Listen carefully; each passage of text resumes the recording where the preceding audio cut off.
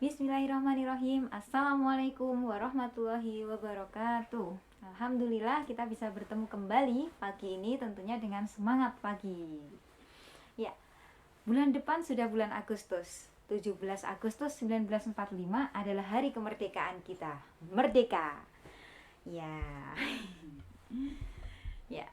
Indonesia pasca merdeka tentunya beberapa hal perlu dilengkapi ya. Mulai dari kita pernah mengenal Piagam Jakarta ya waktu itu, yang disepakati sampai akhirnya ketemulah Pancasila yang kita kenal sekarang ini juga.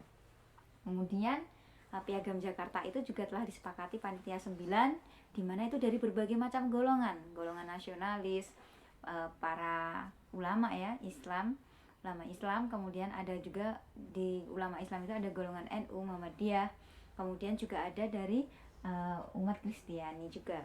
Nah, kemudian pada 19 Agustus 1945 di mana PPKI itu menyepakati bahwasanya wilayah Indonesia terbagi menjadi 8 provinsi.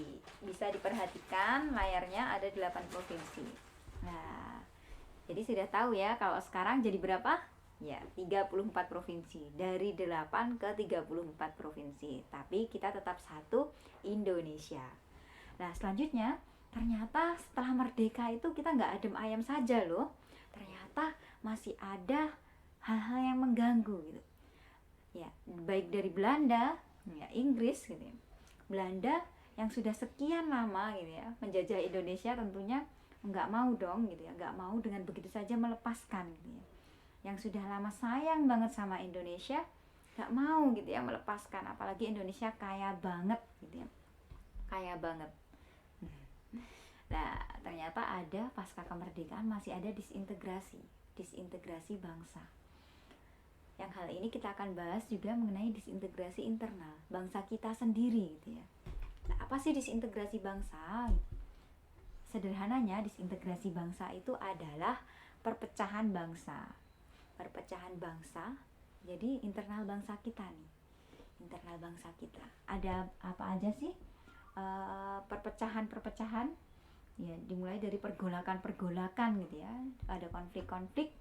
Di sini kita akan disampaikan 3 jenis konflik yang ada di Indonesia, mulai dari ideologi, kepentingan, dan juga sistem pemerintahan. Pada kesempatan kali ini kita baru akan membahas mengenai konflik ideologi.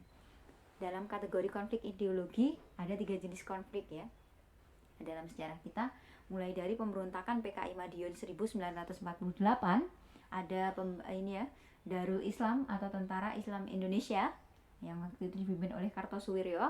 Kemudian yang ketiga di ini ya, tahun 1965 terjadi G30S PKI.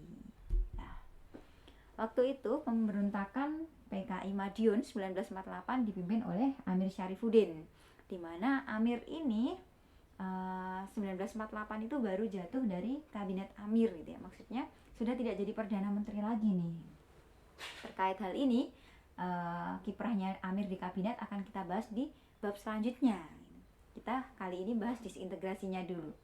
Nah, Amir ini gitu ya, waktu itu musuh juga gitu ya. Musuh adalah pimpinan PKI gitu ya, pimpinan PKI. Nah, pemberontakan PKI Madiun dipimpin oleh Amir Syarifuddin ini ya, waktu itu Amir gitu ya, pada awal 1948 itu juga menyetujui perjanjian Renville. Jadi yang diutus menjadi perwakilan Indonesia dalam perjanjian Renville di atas kapal tentara AL Amerika Serikat di Tanjung Priok itu adalah Amir yang menyepakati perjanjian Renville. Tapi setelah jatuh dari kabinet, ternyata Amir yang menentang hasil dari perjanjian Renville. Kemudian PKI Madiun. Jadi awalnya waktu itu PKI Madiun ini ya, tidak langsung ke rakyat dulu, dikuasai dulu, atau banyak terjadi pembunuhan di kalangan pejabat, militer, ulama, santri, warga sipil yang menentang ya, karena waktu itu setelah bisa menguasai pemerintahan di Madiun, kemudian diambil alih nih, memproklamasikan diri bahwasanya telah berdiri Republik Soviet Indonesia. Ini beberapa gambar ya, silahkan diperhatikan. Ada monumen di Madiun ya, di Madiun mungkin ada yang pernah lihat gitu, atau kalau belum pernah kita safari dulu secara online. Ini sebagai pengingat kita bahwasanya jangan sampai keganasan PKI ini terulang kembali. Kemudian ini juga ada monumen juga ya, ini korban-korban keganasan PKI dari berbagai macam kalangan. Tentunya kita tidak mau ya hal ini terjadi kembali. Kemudian apa yang bisa kita ambil hikmah dari peristiwa pemberontakan PKI 1948 ini? Nah, tentunya kita kalau dari sisi militer gitu ya, nanti yang lain silahkan kalian coba cari ya masing-masing dan refleksikan pada diri kalian, apa nih gitu ya, hikmahnya apa yang bisa kita lakukan untuk menjaga NKRI gitu ya, untuk supaya jauh dari disintegrasi bangsa. Kalau dari segi militer, salah satunya yaitu kita mempersiapkan tentara Republik Indonesia secara profesional dan lebih kuat. Untuk hari ini kita cukupkan dulu. Selanjutnya semoga kita bisa bahas mengenai DITII dan nanti G30 SPKI. Semoga bermanfaat. Wassalamualaikum warahmatullahi wabarakatuh.